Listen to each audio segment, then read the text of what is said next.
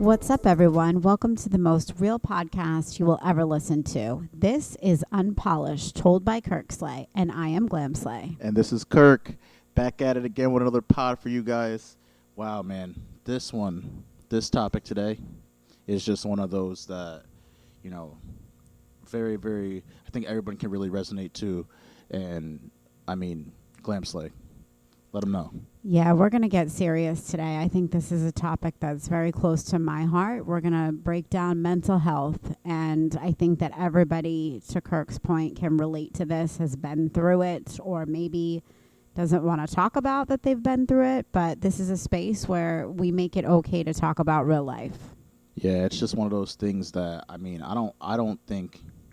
I think pretty much every single person that I've come across and I've spoken with has had some kind of mental health story, and whether good or bad or indifferent, but it's just one of those things that it definitely needs to be discussed, and as of late it's been kind of spotlighted, and that's a great thing, and another one of those things that we really wanted to talk about this and really unpack this topic called mental health.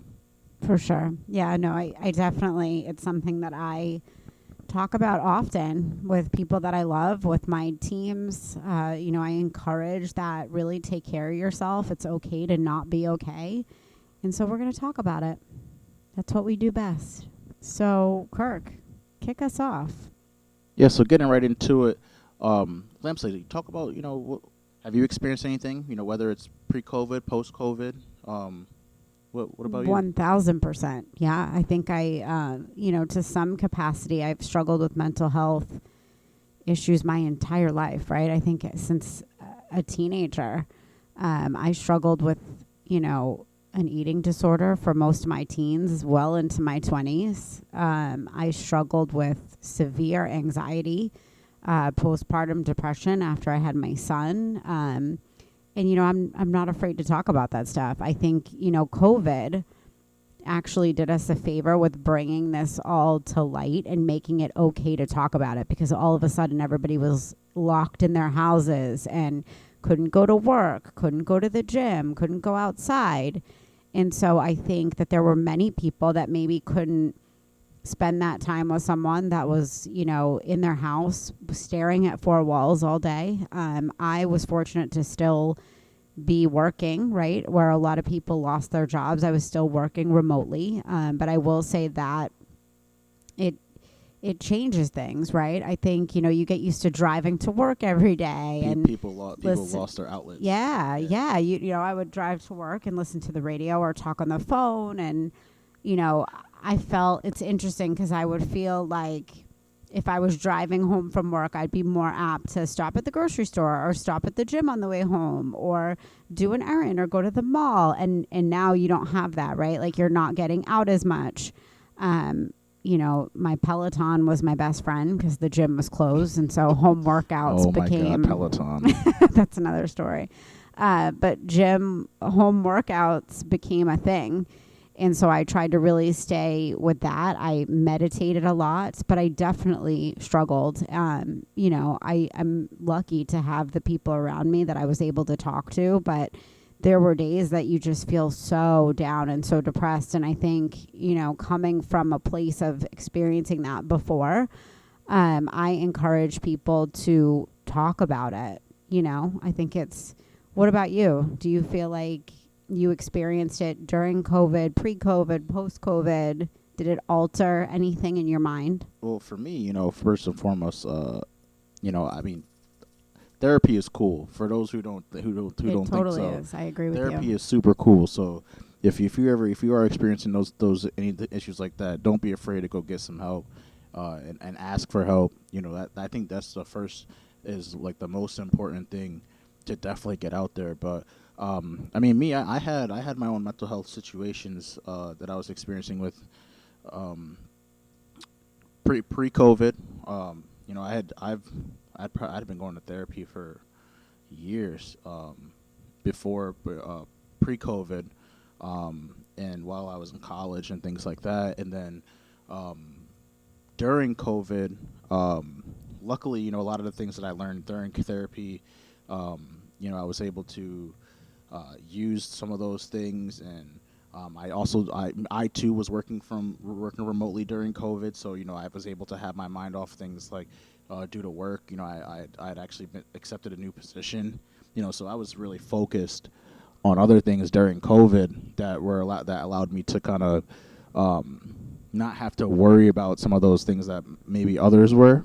But I think it's as far as mental health, I think I definitely lost some of my outlets too. One of my things is I think I mentioned it before. I coach basketball. So we at the time for COVID, we were on a run, undefeated, about to win the championship, and COVID hits, boom, everything's done, closed up. Then that outlet was gone, and that definitely had a damper on things. But like I said, for me, I had some things that I was able to take my mind off of things due to work. I think you bring up a good point about therapy. I want to talk about this because I think for a long time I would hear people say, oh, if you go to therapy, you're crazy, or you're on meds, or you're this, or you're that. And I went to therapy. I was actually robbed at knife point in the dark in a parking lot. It was probably one of the most, it was terrible. It was probably one of the most life-changing, they say there's moments that define you, and that was definitely one of them.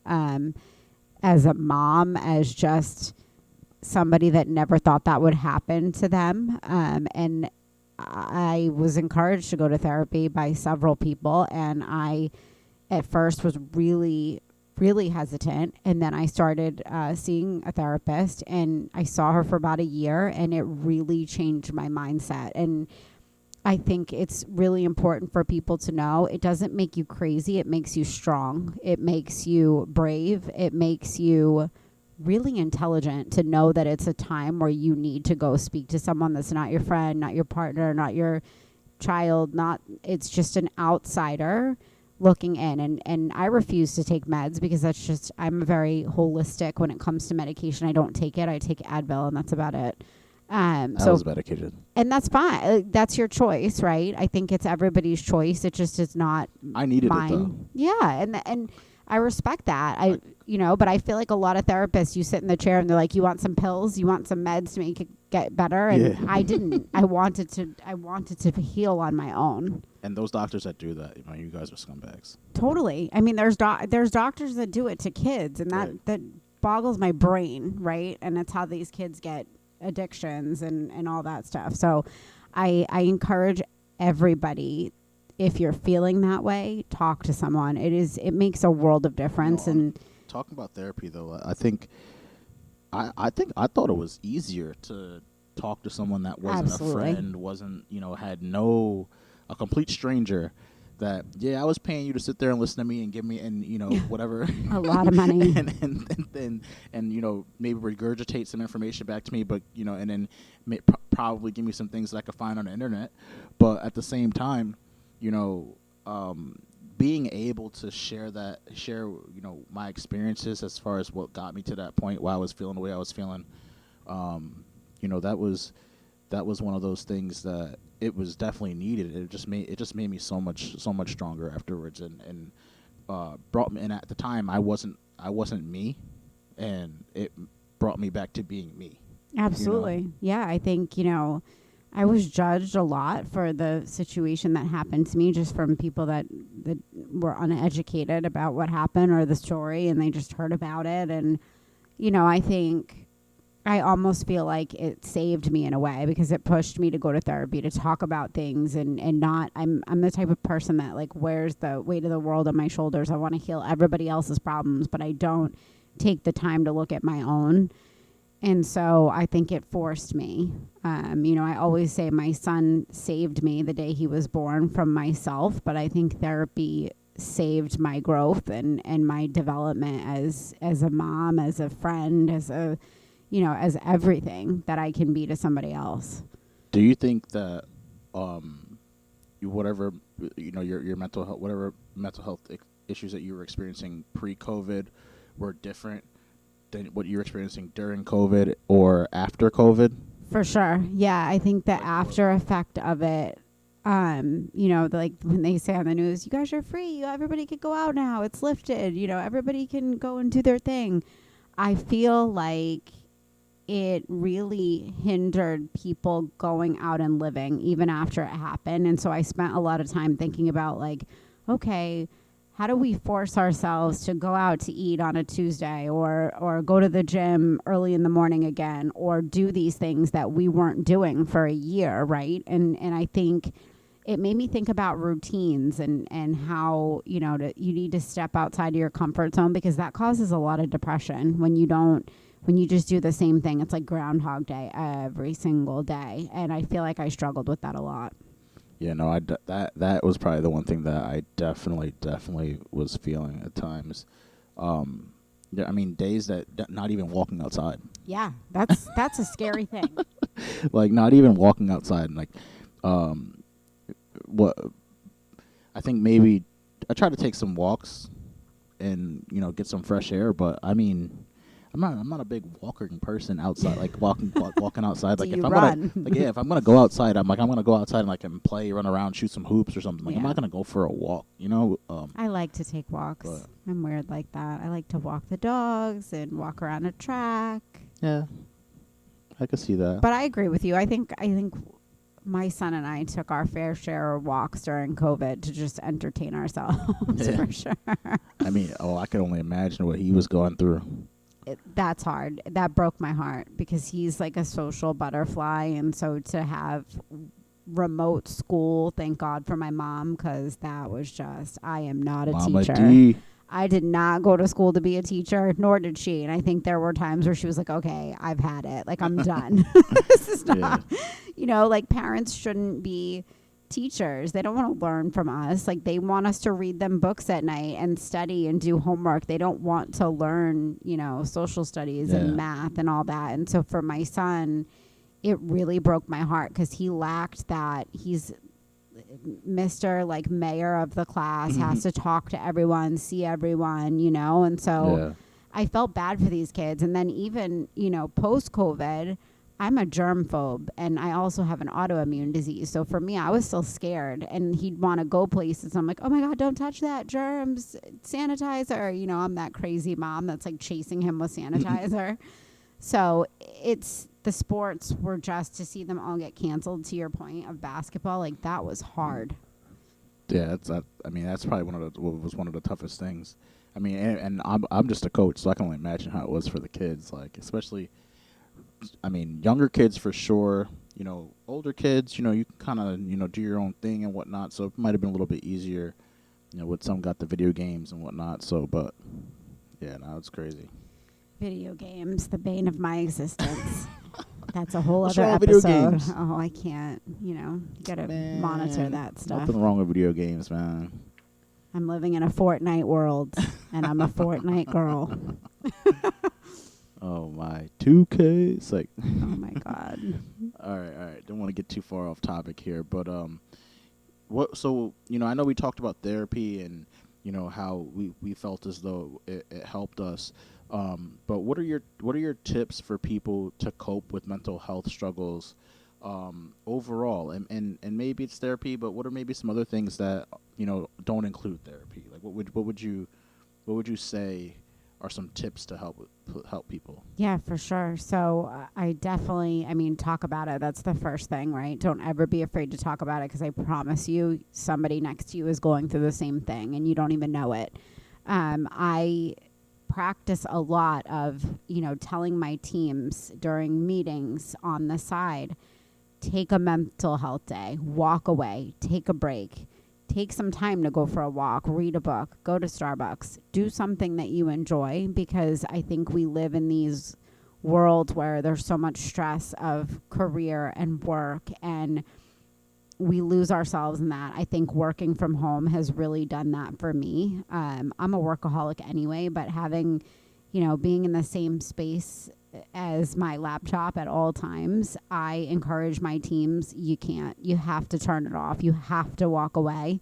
And I think just even them hearing me talk about it, it just makes it okay, right? And I tell them it's okay to not be okay. Use me as someone to lean on for that, and they have. Several of them have, and so I think they just need somebody to tell them that it's okay. I would also say, you know, pick up a hobby, try something new, do something different that you've never done, walk outside your comfort zone. I think that that's really important, and find tools that can help you manage, right? There's so many people talking about mental health nowadays, celebrities, you know, so many people that have these outlets to tell their story. Tell me that you picked up a hobby. I mean, I guess I just did more hobbies that I love versus picking up a hobby. I tried to do a puzzle. That didn't go well. That was an epic fail. I don't see you sitting for more than I'm antsy. 30, 40 minutes, maybe. I have to keep moving. Like, I can't. I really wanted to invest myself in this puzzle, and I couldn't. But I like to read. Yeah. I definitely kept working out. You know, cooking a little bit more. I definitely, you know, got in the kitchen more than I ever have. It's Chef Kirk over here, I'll tell you that. I'm not gonna lie to you. Maybe you could share some recipes on a pod. I started chefing, Yeah. cooking it up. Well, what about you? So I guess you just shared with us cooking was one of yours, but what tips do you have for people? Yeah, I think it really just comes down to really just not being afraid to talk about your feelings. You know, and I think it's especially harder for dudes because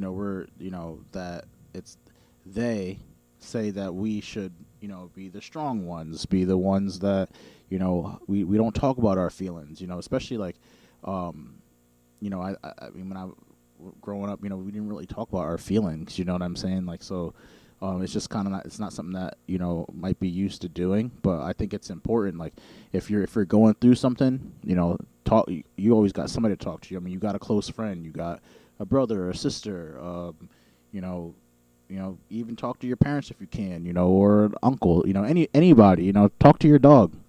But my dogs are such therapy. I think you bring that. So both of my dogs are certified therapy dogs, first of all. So I think like there's some kind of ease. I will say, like, working from home and being able to have them on my lap or kind of snuggled up, there is a comfort in that. Yeah, I can imagine, you know. So don't knock the pets. I wasn't knocking. I was saying, you know, talk to your dog. I mean, pets in general, I feel like are probably good listeners. They ain't gonna talk back to you, right? I love that part. Everyone around me talks back. They're the only ones, but they eat my shoes, so I don't know what the the worst part of it is. Oh no, watch out for them. I know you and shoes. Yeah, it's tragic. Jeez. But no, definitely, and honestly, for those people who have those, who have a lot of friends, or you know, check in on your friends, man. You gotta check in on your strong friends. That's what they always say. You gotta check in on the friends. You know, and I know I gotta do it. I definitely need to do a better job of reaching out to my friends. That was actually one of my New Year's resolutions this year. I wanted to reach out to my friends more and, like, you know. I feel like you talk to your friends a lot, though, no? Like, your circle of friends? Yeah, we got group chats and whatnot. You know what actually keeps me really close to my friends? Fantasy sports. Oh, that's a good one. Honestly, it really does. Like, between fantasy football and fantasy basketball, I mean, I'm able to keep in touch with one of my buddies that's over in California. Well, that's all year. That's a great hobby. Yeah, all year. Well, yeah, I guess you could say it's a hobby, but well, no, my hobby, man. For my tips, if you want to pick up a hobby, chef it up, get in the kitchen. So, what do you feel like there's something therapeutic when you cook? For me, yeah, because I wasn't a good cook at all. Not that I'm not saying that I can't cook, because, you know, my mother made it a point to, you know, make sure that when I left the house and left to go to college, that I could at least cook like a piece of chicken, or else you were gonna starve to death. Yeah, like cook a piece of chicken and, you know, make some eggs and make some bacon. You know, the simple things. You know, not necessarily like some, you know, extravagant meals. But once COVID hit, you know, I started watching these people on YouTube, and I'm like, man, I wish I I wish I could just start like even things like like chopping an onion, like the right way. I hate chopping onions.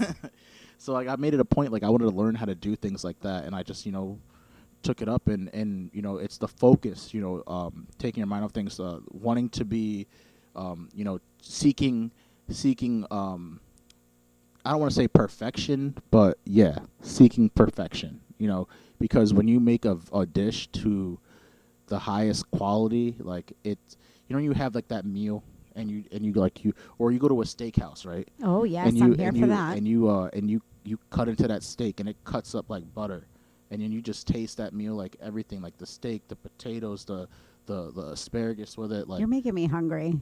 I'm sorry, but yeah, like you have a meal like that, it's like, dang, that's perfection right So there. I have a question. Do you read cookbooks? Do you watch shows? Like how did you teach yourself how to do this? Yeah, I just watched a lot of YouTube. Okay. A lot of YouTube. And I'm not trying to plug them, but I got Masterclass. You know, I have Masterclass is that. Yeah, I have that it. Apple thing. I love it. Yeah, so I got like the Masterclass, and watching that boy Gordon chef up. Gordon Ramsay. Yeah, so but it's what else? Smoking meat.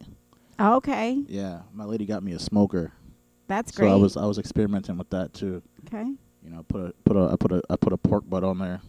That was crazy. That went crazy. I feel like for me though, I would get so anxious cooking because I am a perfectionist, and so Yeah. it's like, oh my god, is it good? Is it gonna come out right? So I don't know if it would be therapeutic for me. I bake a lot, so Yeah. that's my thing. Like I love to bake so much, and that's therapeutic. Yeah. Those, I think that's just so important, to make sure you find those things that give you those small joys, those other forms of happiness, And I think that's another thing that about mental health is, like, you got to understand, like, you're the captain of your own happiness. That is facts. So you can't always put stock in other people or other things for happiness. You're the captain of it. So if you're going through something and you're always constantly sad and can't get up and things like that, like, remember that you have to be able, you got to have the wherewithal, the emotional intelligence to want to seek out that help and get better. You bring up a good point. I think, in all honesty, you have to be content with yourself before you can be anything else. I wasn't truly content with who I was as a person till my mid to late 30s, and that's wild to me. Like I wasn't happy with myself or anything around me. And so I think that's really important, is to get right with yourself before you can get right with anything else. Yeah. No, I totally agree. I definitely agree with that. It kind of goes into, like, even what we talked about last week. If you didn't tune in last week, got to listen to timelines. Go back and listen. Go back and Follow take a us. listen. But yeah, like timelines, man. Like, it, that being comfortable with yourself, Mm-hmm. things like that. Yeah. But also asking, how many people do you think sit back and go, am I happy? Yes or no? No one. It's not until someone turns around and asks somebody else, are you completely happy in your life? And it'd be interesting to line a bunch of people up and ask them that question, and how many people could say yes. True. Are you happy? Me? Yeah. I am. Good. I am. It's good to hear. Are you? Oh no, 100%. No, we're putting each other on the spot. No, I am, but I wasn't always that way. I wasn't being facetious. Like, I wasn't just saying. No, I'm I'm being very real. We started talking about ourselves. I wasn't always. Gotta check on you. Check on your strong friends. Yeah, you are the strong friend. You're stronger than me, for sure. It's important, but as much as you and I banter and I hate you sometimes, I will always, do I not always ask you, like, are you good? Because I think it's so important. I think we're really good at that, But I think it's like only you and maybe 2 other people that do that to me on a regular basis, to check on me. Because I think it's just, you don't think about it. Life is moving so fast. I make a point to try to really be cautious of that and make sure I ask somebody, are you good? How's everything? Yeah. I also think one thing that just came to me, so I think the reason why some folks might not, talk about their feelings too, is like the feeling of, becoming a burden. Putting like your emotions on someone else. Oh, that's a really good point. I was just thinking about that. Like, that's probably why some people probably don't want to really talk about what they're going through. But I feel like my mom listener, is like that. My mom is like, like a million things could be going on, and I think that's probably where I get it. And she won't ever say anything, and then she'll call me and just like break down because you lose it. You can only hold that stuff in for so long. Man, you gotta just. Sometimes you just gotta listen. I'm not gonna lie to you, I will, because this is unpolished and this is a safe space. A couple weeks ago, I literally sat in my son's room in his chair, staring at the corner, and I just broke down into tears. And man. I don't cry, you know me. I am a tough chick. It takes a lot, but it was just one of those moments that like everybody breaks, and I hit that wall of like, oh my God, it's just too much. How are you doing since then? I mean, I think I'm fine. But I also. I don't give myself time to not be fine, right? Like, well, I also have a little human. I tell you all the time, man, you can take a chill pill. I know, but like I have a human that I have to make sure survives this life, right? And so sometimes I don't even have time to think about if I'm okay or not. That's actually a good segue to our next question here that I had for us, which was, as a mom, how do you prepare your son for speaking about this topic, or speaking about his feelings? How do you talk about that with him? That's a tough one. I think I've said it on other episodes past that I'm very real with my son, and so he is such a boy, but he's so sensitive, right? He's probably one of the sweetest. He has the biggest heart. He wants to help everybody. And he gets emotional. Like, there are things, but we talk about it. And I make a point, like, he gets in the car from school. How was your day? What happened at school? And he will unpack it all, and he'll tell me everything. And, it hasn't really come up yet of, are you okay? Because I think we talk about it all the time. And I feel like he's very comfortable telling me if he isn't okay. But I will talk about something. And I think I mentioned this to you, Kirk, the other day. There was a story. I read all these mommy blogs and stuff, and so was so sad. It's crazy. So there was a little boy. He was 12 years old. He was getting bullied at school from Utah. I'm sure people listening probably heard the story. I'm still like sick over it. He was getting bullied. The mom and dad told the school that something was going on, and the school kept like brushing it under the rug.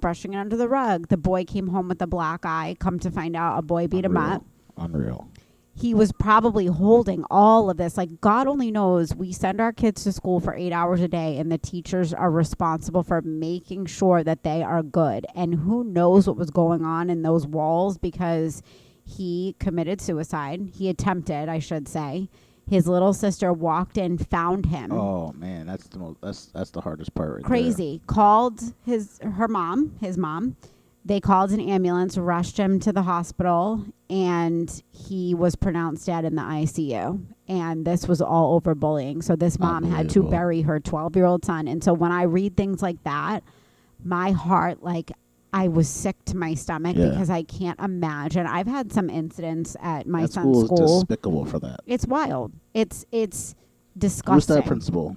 It's disgusting. And Who's if I that was superintendent? I would love to know, because I would fly there and have some words with them, because that, as a mom, it is your biggest fear, because you don't know what's happening. And so I really make a point, even if my son's on FaceTime and I hear new voices, I'll pop in and say, hey, I make sure I know all of his friends and all of the parents. And you can't prevent that, right? Like, you can't prevent what someone's going through. I can only offer him an outlet. And I will forever do that. Man, I cannot believe that story. When you told me that, even just hearing it now again, just like makes me sick. It's crazy. And the mom said, like, the boy was this happy-go-lucky, these kids were teasing him about the most foolish stuff. I mean, no one should ever go through that. And it's so unfortunate that we live in a world like that. And I think it's, there's people making it. There's so many celebrities. Like, I think about Demi Lovato, right? She has been a really big Kendrick advocate. Lamar. Yeah, for sure. But Demi Lovato, she did an article in Elle magazine, and she told the reporter that by the age of 7, she had suicidal thoughts. Like, she thought about self-harm. She went through an eating disorder. She went through depression. She was diagnosed with bipolar, but she's now an advocate, and she's helping fight against the stigma of mental health and making it okay to talk about it. Right. Yeah, I mean that's that's exactly why we're having this conversation today. Even making it, even raising more awareness to it, talking about it even more. Yeah, we have to get our friend Joe on this show to talk about his. God, I admire him so much. He created a whole YouTube channel Plug him up. I'll plug him, Joe Massa. I know you're listening, and so My Suicide Story is what it's called. It's on YouTube. He was just on the news, super cool, and he was actually voted Connecticut's like top 40 under 40. But he's making it okay. To Joe awesome. I love him to death. He is, he really has made it okay and made it a place to go and talk about it. And he interviews these people that have struggled, with suicidal thoughts and attempted suicide, and he's really getting it out there, and I admire that because it needs to be talked about. No, most definitely, man. Shout out to you, Joe, man. Keep up that good work. Keep spreading that word and raising awareness, man. Maybe he'll come on our show. I think that'd be cool. Yeah, definitely, Joe. You got to come out. Here's your invitation, Joe. Joe. Grill you for 20 minutes in a very nice way. Yeah. But I know, Kirk, so I have a question for you because you don't have kids, right? And so what is it like when you think about, having kids in the future and knowing this world and knowing what they're coming into? How does that make you feel? And does it scare you to bring kids into a world where this is our normal? Scared, no. But I just want to be as transparent and honest as possible. I think it's probably the best way to do it. I think as parents sometimes, you probably want to protect your child, but some things you just, there's things that you need protecting from for sure, especially as you come of age. But there's other things that you just got to be straight up about it. And I think that's probably the approach that I would take. Obviously be cautious with some things, but with others, just be as honest as possible about things. Especially my child would obviously be black, so there's another aspect of things there too, where you gotta be upfront about a lot of things. So that's just the approach that I would take. I think is just try to hey, this is what it is. And then as far as topics like this, like mental health, try to be, have that relationship where, he or she is comfortable enough to come and talk to me, and that's just like what you said, with your son, you make it an environment where, it's where he feels comfortable to come and talk to you and come and tell you something. So if he's feeling some type of way, he's going to come and tell you that he's feeling some type of way and why. And I think that's really cool and that's really important.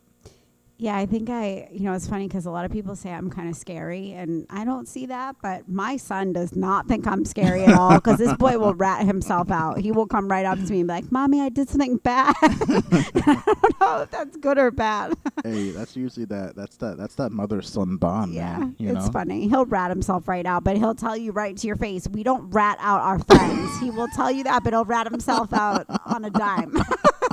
So I guess I'm doing something right. Yeah, that's hilarious. That's hilarious. What are you over there telling him? Nothing. Oh man. But mental health, man. This is just one of those topics that, again, check on your strong friend. Check on your friends. Check on your family members. Ask, if you're going through something, ask for help, man. Or just go seek it. And nowadays you got so many websites.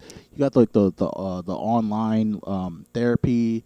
Yeah, I think they have groups too that you could join. Like a lot of free stuff too. A lot of things out there for free. Read books. There's a lot of good books about it too. Yeah, YouTube, everything. We'll post some. We'll put up some links or something that we can find in the description here, and that if you have some trouble that we can that you could like join and go to. And you can always reach out to us. Yeah, for sure. Definitely. at unpolishedpod@yahoo.com. We are always here to help. We want to make a difference, and if we can impact someone's life in a positive way, then we did our job. 100%. Couldn't have said any better. For sure. So, GlamSlay, we got anything else? I think that's it. That was a pretty intense conversation. Yeah, definitely one of those today. But we want to have these conversations, and that's what we do at Unpolished. That's what we do. And don't forget, be afraid and do it anyway. Like I said, we want to hear from you. So whether it's questions, comments, or just to say hi, you can email us at unpolishedpod@yahoo.com. Be sure to tune in next week. Hit that follow and subscribe button. And until next time, peace and love, y'all.